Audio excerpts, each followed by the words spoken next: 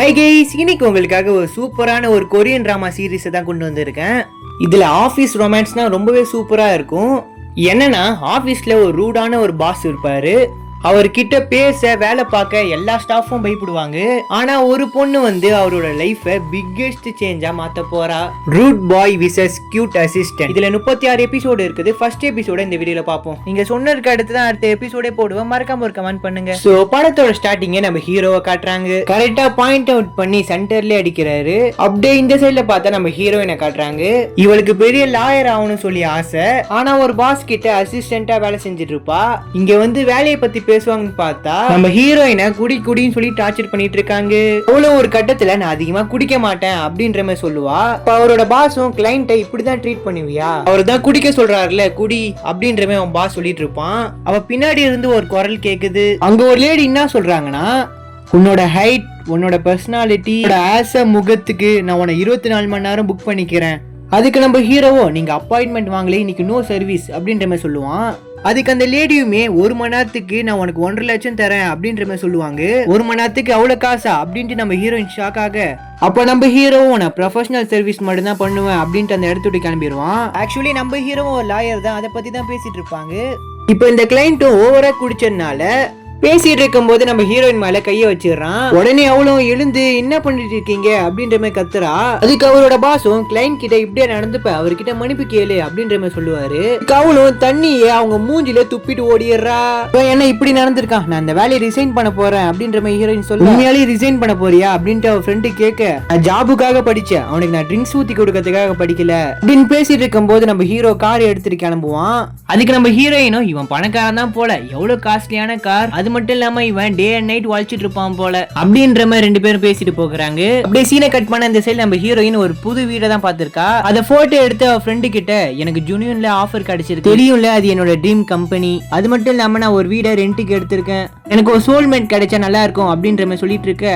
அப்ப இந்த ஒரு இடத்துக்கு நம்ம ஹீரோ கார்ல இறங்குவாரு.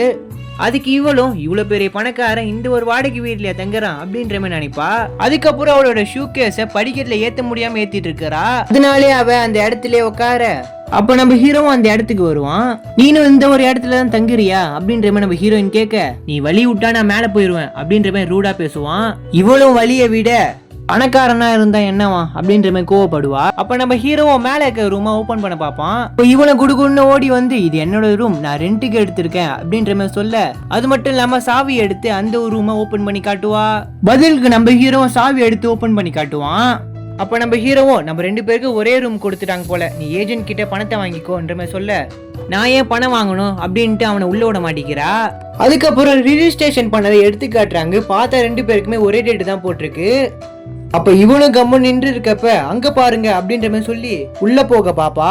அப்ப நம்ம ஹீரோவும் அந்த பொண்ணை பிடிச்சி வெளில இருப்பாரு. அப்ப அவளோட முடிய நல்லா ஆட்டி அந்த ஒரு ரூம்ல விழ வைப்பா.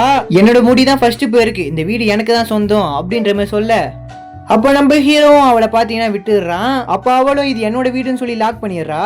இவளும் உள்ள போயிட்டு, வாவ் ரொம்பவே சூப்பரா இருக்கே வீடு அப்படின்ட்டு எல்லா இடத்துமே சுத்தி பாக்குறா. அப்ப நைஸா நம்ம ஹீரோ உள்ள வந்துடுறான். கார்டனை சுத்தி பாத்துட்டு நம்ம ஹீரோ திரும்ப பாக்க, அவ்வளவு கோவப்பட்டு என்ன தைரியம் இருந்தா உள்ள வந்திருப்பீங்க அப்படின்ட்டு அவர்கிட்ட இந்த இடத்த விட்டு வெளியில போங்க அப்படின்ற மாதிரி சொல்லுவா.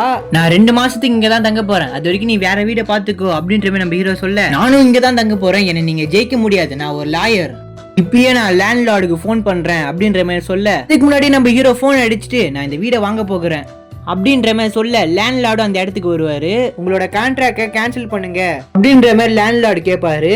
என்னாலதான் இந்த இடத்த விட்டு போக முடியாது, நீங்க ஒரு வீட்டுக்கு 2 கான்ட்ராக்ட் போட்டிருக்கீங்க, நான் உங்க மேல கேஸ போடுவேன். ஜெனில் லாம் ஃபார்ம் பத்தி உங்களுக்கு தெரியுமா, அவர் தான் என்னோட பாஸ், அவர் ஒரு பெரிய வக்கீல், அவர் எந்த ஒரு கேஸ்லயும் தோத்ததில்லை, அவர்கிட்ட சொன்னா உங்களோட கதையே முடிஞ்சிடும் அப்படின்ற மாதிரி சொல்ல, அதுக்கு லேண்ட்லார்டு பயந்து போய், நீங்க என்னோட கண்ணை பாருங்க, நான் என்னோட வைஃப் கிட்ட இருந்து டைவர்ஸ் வாங்க போறேன், அது மட்டும் இல்லாம நான் இந்த வீடை உங்களுக்கு ரெண்டுக்கு விட்டேன், என்னோட வைஃப் பாத்தீங்கன்னா அவருக்கு விட்டாரு, இதுல என்னோட தப்பு என்ன இருக்கு அப்படின்ற மாதிரி கேக்குறாரு. அதுக்கு லேண்ட்லார்டு, உங்களுக்கு நான் சூப்பரான ஒரு ஐடியா தரேன் அப்படின்னு சொல்லிட்டு, நீங்க 2 பேரும் இந்த ஒரு வீட்லயே இருந்திருக்கலாம், வாடகை கூட அதிகமா தர தேவையில்ல என்ற மாதிரி சொல்ல, அதுக்கு நம்ம ஹீரோ, எனக்கு ஒரு பிரச்சனையும் இல்ல, உனக்கு பிரச்சனை இல்லைன்னா எனக்கு பிரச்சனை இருக்கு, முன்ன தெரியாததும் கூட எப்படி தங்குறது அப்படின்ற மாதிரி கேட்க, அதுக்கு லேண்ட்லார்டும் சமாளிக்கிறதுக்காக நான் என்னோட ஒய்ஃபை டைவர்ஸ் பண்ண போறேன், அதுக்கு எனக்கு நல்ல வக்கீல் தேவைப்படும்ல, அதுக்கு ஹீரோயினும் எந்த ஒரு உதவியா இருந்தாலும் என்கிட்ட வந்து கேளுங்க அப்படின்ற மாதிரி நம்ம ஹீரோயின் சொல்ல இதான் சாக்குன்ட்டு லேண்ட்லார்டு இந்த இடத்த விட்டு கிளம்பிடுவாரு. இப்ப நம்ம ஹீரோ கேப்பா, நீ என்ன ஜுனின்ல வேலை பாக்குற? ஆமா, சொன்ன உடனே பயன்ட்ட போல அப்படின்ற மாதிரி ஹீரோயின் கேப்பா. நான் உனக்கு 2 மாசத்துக்கான வாடகை தரேன், இப்ப நான் அந்த வீடை 3 நாள் மட்டும் தான் யூஸ் பண்ணிக்கிறேன் அப்படியா அப்படின்ற மாதிரி அவனும் ஷாக் ஆகி 3 மாசத்துக்கான காசுக்குமே கொடுத்துட்டு போயிடுறான். அப்படியே சீனை கட் பண்ணா நம்ம ஹீரோ பால்கனில உட்காந்துட்டு இருக்கிறான். அப்ப அந்த இடத்துக்கு நம்ம ஹீரோயின் வந்து, நீங்க 3 நாள் இந்த இடத்துல தங்க போறேன்னு சொல்லிட்டீங்க, அதுக்காக ஒரு 3 பேசிக் ரூல்ஸ் போடுறேன்ற மாதிரி சொல்றா. முதலாவது, என்ன டிஸ்டர்ப் பண்ண கூடாது. 2வது, உன்னோட பாடியை நீ காட்டக்கூடாது.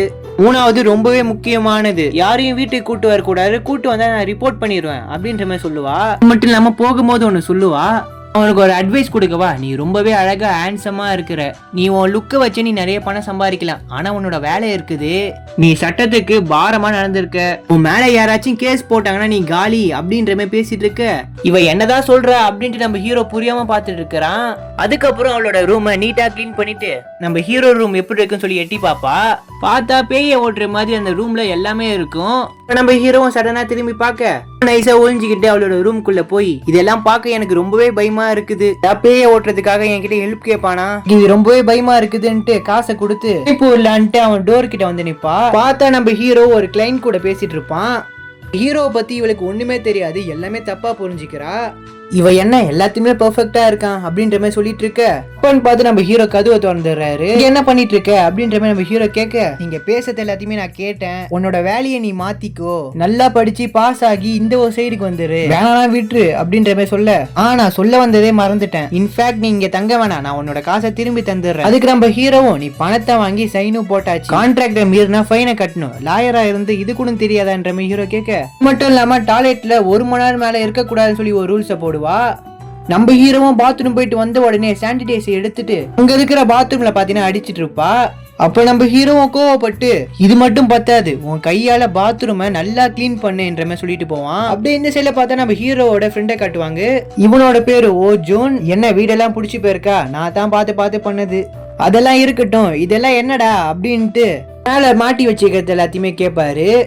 அதுக்கு ஹீரோவோட ஃப்ரெண்டும், பெட்ல இருக்கு பாத்தியா, அது பாசிட்டிவ் எனர்ஜிக்காக வச்சது, நான் உனக்கு ஒரு டேட்டில் வாங்கி வச்சுக்கிறேன், அது இருந்தா நீ நிம்மதியா தூங்கலாம், இன்சோமியா நோய் கூட உன்னை விட்டு போயிடும், அது மட்டும் இல்லாம நான் உனக்கு கேர்ள் அசிஸ்டன்ட் வேற ரெடி பண்ணிருக்கேன், அதெல்லாம் வேணாம் அப்படின்ற மாதிரி நம்ம ஹீரோ சொல்ல, பசங்க கூட பொண்ணுங்களும் வேலை செஞ்சா கொஞ்சம் பூஸ்டப்பா இருக்கும், அடுத்த வருஷம் வேற நம்ம கோல்டன் பேரஸ் அவார்டு வேற வாங்கணும், நான் தான் வேணான்றல அப்படின்ற மாதிரி ஹீரோ சொல்ல, இதெல்லாம் பிடிக்காதுன்னா நம்மளோட பார்ட்னர்ஷிப்பை இங்கே நிறுத்திக்கலாம், எல்லா வேலையும் நீனே பாத்துக்கோ அப்படின்ற மாதிரி சொல்ல, என்னடா இப்படி சொல்ற, நான் உள் வேலையை மட்டும் தான் நான் பாக்குறேன், ஆனா நான் எந்த விஷயத்திலுமே தடுத்ததே கிடையாது என்ற சொல்ல, அப்ப நான் சொல்றத கேட்டு என்னோட ஆர்டர்ஸை ஃபாலோ பண்ணு, கம்பெனியோட முதல் வார்த்தையே ஜோன் தான், முதல்ல நானு அதுக்கப்புறம் நீனு, நான் புரியுதுரா அப்படின்ட்டு அவனு போனை வச்சிடறான்.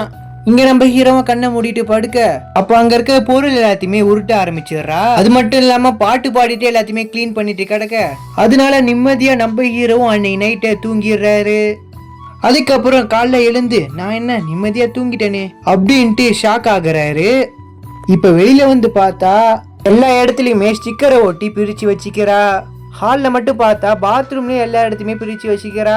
இப்ப நம்ம ஹீரோயினும் வேலைக்காக ஃபர்ஸ்ட் டே வர, அங்க வேலை செய்யற ஒருத்தவங்க சொல்றாங்க, இந்த கம்பெனில மொத்தம் 5 பார்ட்னர்ஸ் இருக்காங்க, 2 பார்ட்னர்ஸ் மட்டும் தான் இந்த கம்பெனியை பார்த்திருக்காங்க, ஒருத்தர் வெளி வேலை பாப்பாரு, இன்னொருத்தவர் உள் வேலையை பாப்பாரு, நான் சொன்ன 5 பேரோட போட்டோ இங்க தான் இருக்கு அப்படின்ற மாதிரி காட்ட, எங்க ஒரு போட்டோவை காணோம் அப்படின்ற மாதிரி கேட்க, மிஸ்டர் சியானுக்கு போட்டோ ஓட்டுறது பிடிக்காது, அத ஒரு அவமானமா பாப்பாரு அப்படின்ற மாதிரி பேசிட்டு இருக்க, அவளோட இடத்த பாத்தீங்கன்னா போய் காட்டுறாங்க.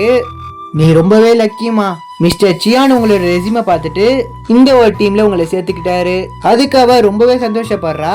இது எல்லாத்தையுமே கேட்டு ஒரு 2 பேர் அவகிட்ட வருவாங்க. இவனோட பேரு யுஃபே, இவனோட பேரு போ, நான் தான் உங்களோட பெஸ்ட் அசிஸ்டன்ட் அப்படின்ற மாதிரி பேசிட்டு இருக்க, அப்போ பாஸை பத்தி ஒரு சீக்ரெட் சொல்லுவாங்க.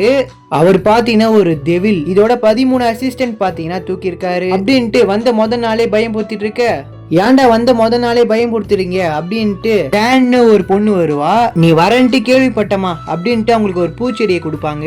அப்ப அங்க இருக்கிற பூ பாத்தீங்கன்னா நான் பாஸோட சீக்ரெட் சொல்றேன்ட்டு நம்ம ஹீரோயினை ஒரு இடத்துக்கு பாத்தீங்கன்னா கூட்டு போவாங்க. பாஸோட சீக்ரெட் ரூம் இதான், எல்லா பொருளையுமே இங்க தான் வைப்பாரு. இப்போ பூவும் இதை பாருங்க அப்படின்ற மாதிரி காட்ட, ஃபைலுக்குள்ள மண்டை ஓடு, எலி, விஷம்பூச்சி அப்படின்ற மாதிரி பொம்மைங்கெல்லாம் வச்சுக்கிறாரு. பாஸ் எல்லாத்தையுமே மறக்க கூடாதுன்னு சொல்லி இது எல்லாத்தையுமே வச்சுக்கிறாரா. பாஸும் அந்த இடத்துக்கு வருவாரு. பார்த்தா நம்ம ஹீரோ தான் பாஸே. நம்ம ஹீரோயின் பார்த்த உடனே மண்டை சுத்தி போயிருது. என்ன ஒரு கோ இன்சிடென்ட். அப்ப பூவும் இவரை உங்களுக்கு தெரியுமான்ற மாதிரி கேட்க, சேச்சே எனக்கு தான் தெரியாதே என்ற மாதிரி சொல்றா. ஏன் தெரியாது, நம்ம பிளாட் விஷயத்துல நிறைய பேசணுமே. அதுக்கப்புறம் பூ கிட்ட இதை ஃபைல் பண்ணிடுறியா, நிறைய பார்ட்டி விஷயத்துல மேரிட்டி லெட்டர் வருது. அதுக்கப்புறம் போகும்போது நீ என்னோட ரூமுக்கு வா அப்படின்ற மாதிரி சொல்லிட்டு போவாரு. அதுக்கப்புறம் ரூமுக்கு வந்த உடனே என்கிட்ட ஏதாவது சொல்லணுமா அப்படின்ற மாதிரி ஹீரோ கேட்க, நான் தான் அறிவு கெட்டு போய் ஏதோ தெரியாம பண்ணிட்டேன், நம்ம 2 பேருமே இந்த வீட்டுல இருந்துக்கலாம் அப்படின்ற மாதிரி சொல்ல, என்னோட பவரை வச்சு நான் உன்னோட ரைட்ஸை பறிக்க விரும்பல, உண்மையாலே நீ இதுக்கு ஒத்து வரியா? பாஸ் உண்மையாவா சொல்றீங்க, நீங்க ரொம்ப நல்லவர்னு எனக்கு முன்னாடியே. ஆனா ஒரு கண்டிஷன், என்னோட ஹேபிட்டுக்கு நீ முழுசா ரெஸ்பெக்ட் கொடுக்கணும். முதல்ல என்ன நீ டிஸ்டர்ப் பண்ண கூடாது. புரியுது பாஸ், நீங்க சொன்ன மாதிரி நான் உங்களை டிஸ்டர்ப் பண்ண மாட்டேன். ஏன்னா நம்ம 2 பேருமே ஒன்னா சேர்ந்து வேலை பார்க்க நிறைய சந்தர்ப்பம் கிடைக்கும். அப்பயே உன்னோட கொள்கையை மறக்காது, நீ ரொம்பவே ஸ்ட்ராங்கா இருக்கணும். அப்படிதான் என்னன்ற மாதிரி கேட்க, எனக்கு சாம் இருக்குன்னு சொல்லி தெரியும், இருந்தாலும் உன் கூட சேர்ந்து நாங்க வேலை பார்த்துட்டு தானே ஆகணும். மற்ற ஃபீலிங்ஸை ஒர்க்குள்ள கொண்டு வரக்கூடாது. நான் இது வரைக்கும் 13 பேரை பெர்ஃபெக்டா இல்லைன்னு சொல்லி தூக்கி இருக்கேன். அதை கேட்டு அவளும் சிரிப்பா. ஹீரோயின் கேப்பா, நீங்க அன்னைக்கு நைட்டு ஒரு லேடி கூட இருந்தீங்களே யாருன்னு கேப்பா. அதுக்கு அவனும் என்னோட அம்மா தான்ன்ற மாதிரி சொல்ல, பயங்கரமா ஷாக் ஆயிடுறா. அப்படியே சீனை கட் பண்ணா நைட்டு காட்டுறாங்க. இது எல்லாத்தையுமே அவ ஃப்ரெண்டு கிட்ட சொல்ல, அவளும் ஊந்து ஊந்து சிரிக்கிறா. அப்ப ஏதோ ஒரு சவுண்டு கேக்குது. ஆமா, அவனோட ரூம்ல தான் ஏதோ சவுண்டு கேக்குது. ஏதோ உள்ள வச்சுக்கிறான். இன்னும் அவன் வீட்டுக்கே வரல. எனக்கு ரொம்பவே பயமா இருக்கு அப்படின்ற மாதிரி அவன் ஃப்ரெண்டு கிட்ட சொல்லிட்டு இருக்க. அதுக்கப்புறம் நைஸா அவனோட ரூம்குள்ள போய் அங்க இருக்கிற மியூசிக்கை பாத்தீங்கன்னா ஆஃப் பண்ணுவா. அதுக்கப்புறம் திரும்ப வரும்போது அங்க இருக்கிற ஒரு சிலையை தள்ளி விட்டு உடைச்சிடுறா. அதை எடுத்து செட் பண்ணிட்டு இருக்க. அப்பன்னு பார்த்து நம்ம ஹீரோ உள்ள வந்துடுறான். உடனே அவளும் அந்த பொருளை அப்படியே வச்சுட்டு வெளில வந்துருவா. நீ என் ரூம் கிட்ட என்ன பண்ணிட்டு இருக்க அப்படின்ற மாதிரி நம்ம ஹீரோ கேட்க, இல்ல எல்லா இடத்தையுமே நான் கிளீன் பண்ணிட்டு இருந்தேன் அப்படின்ற மாதிரி சமாளிப்பா. அப்ப அவன் ரூம் கிட்ட போகும்போது அங்க இருக்கிற டிவி சீரிஸை பார்த்துட்டு, அங்க பாருங்க அந்த ஹீரோ அவங்களோட வைஃப் எந்த ஒரு தப்பு பண்ணாலும் எந்த ஒரு பொருளை உடைச்சாலும் அவர் எதுவுமே கேட்க மாட்டாராம். ராஜா மாதிரியே நீங்களும் இருக்கீங்க அப்படின்ற மாதிரி நம்ம ஹீரோ கிட்ட சொல்ல, அவனும் அதை எதுவுமே கேட்காம அவனோட ரூம்குள்ள போன உடனே நம்ம ஹீரோ பயங்கரமா கத்துறான். அவ்வளவுதான், முடிஞ்சிச்சு. நம்ம ஹீரோனோட ட்ரெஸ் பை எல்லாத்தையுமே எடுத்து வெளில போட்டுறான். இதை நான் வேணும்லாம் பண்ணல, தெரியாம நடந்துச்சு என்ற மாதிரி சொல்ல, இது என் ஃப்ரெண்டு ஜப்பான்ல இருந்து வாங்கிட்டு வந்திருக்கான், எவ்வளவு காஸ்ட்லின்னு தெரியுமா அப்படின்ற மாதிரி சொல்ல, சட்டப்படி என்ன இங்க இருந்து துரத்த கூடாது, அதானே அக்ரிமெண்ட் அப்படின்ற மாதிரி சொல்ல, நான் மட்டும் காஸ்ட் இல்லைனா நீ எப்படி இங்க இருப்ப அப்படின்ட்டு அவளை அனுப்பி விட்டுறான். இவ்வளவு வெளியில போய் டாக்ஸி புக் ஆக மாட்டேங்குதுன்னு சொல்லி ஒரு இடத்துல உட்காந்துட்டு இருக்க. அப்பன்னு பார்த்து நம்ம ஹீரோ வெளியில வருவான். நம்ம பாஸ் ரொம்பவே நல்லவர், நம்மளை கூட்டு போகதான் வராருன்ற மாதிரி நினைக்கிறா. உடனே அவரு தப்பா நினைச்சிடாத, உன நான் கூட்டு போக வரல, நான் வாக்கிங் தான் வந்திருக்கேன்ற மாதிரி சொல்ல, அவளோட போன்ல டாக்ஸி புக் ஆகலன்னு சொல்லி புரிஞ்சுக்கிட்டு இவனோட போனை எடுத்து டாக்ஸி புக் பண்ணி தரான். அதுக்கப்புறம் ஹீரோவும் அந்த இடத்த விட்டு கிளம்ப, இவளும் ஒரு ஹோட்டல்ல தங்கலாம் சொல்லி ரேட்டை பாப்பா. பார்த்தா அந்த இடத்துல ஹெவி ரேட்டா போட்டிருக்கும். இதெல்லாம் நம்மளுக்கு தேவையில்லை அப்படின்ட்டு அந்த இடத்த விட்டு கிளம்ப, பார்த்தா அவளுக்கு ஒரு ஐடியா வருது. அவளோட ஆபீஸ்க்கே திரும்பி போய் இங்கே தங்கலான்னு சொல்லி ஒரு முடிவு எடுக்கிறா. இந்த ஒரு எபிசோடு இதோட முடியுது.